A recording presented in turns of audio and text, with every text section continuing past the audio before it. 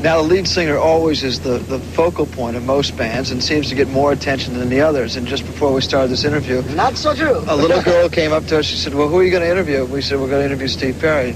And she said, well, who's he? Right, see? She knew it was Journey, but she didn't know which one. Does he play the guitar or does he sing?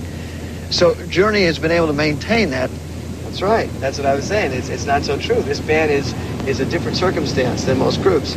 You'll always find 98% of the groups have a tendency to just do that. They seem to like push one person out there, or else the manager might own the singer, you know, and supply the rest of the cats. In this situation, as I said earlier, you have 5 professional, strong, independent, proficient players, and they're virtuosos in their own right. Okay, you perform 180 nights a year. Physically, how's it different for a singer than, let's say, a drummer or a guitar player?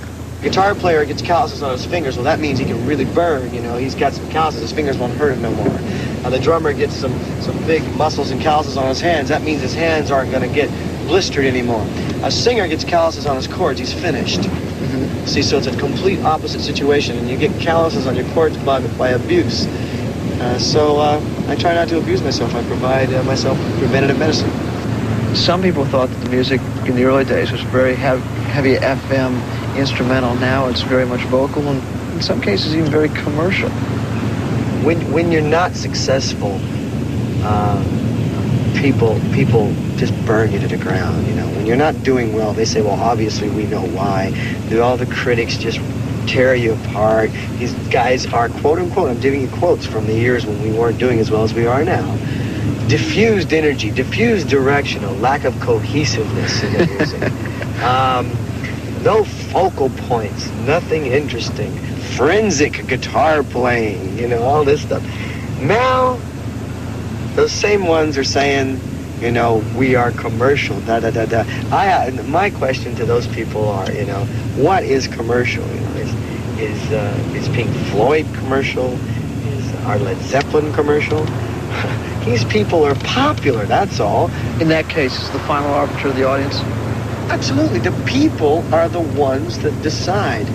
That's why we don't give a diddly what they write about us, because the night before, when the guy was there writing about it, those people went crazy. They had a great time. They had as much fun as we did. We have good memories from it. We walk off stage with good memories. The next morning, we're still charged and looking forward to the next show.